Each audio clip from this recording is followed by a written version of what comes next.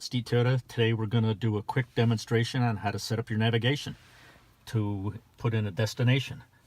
So hit the screen, you'll go to destination, you'll hit address. First thing you do is put in your state, scroll down, New York city, you type in your city you're going to. We're going to use Johnstown, which is down here. Next you put in the street name, which is Comrie, C-O-M. Then we'll put in our address here, which is 310, hit OK. It's going to show there is a north and south, so we'll pick north because that's where we're located. You hit go, and it's that simple. Hit OK. Please proceed to the highlighted route, then the route guidance will start. And follow the directions they tell you. You'll be off and going to your destination.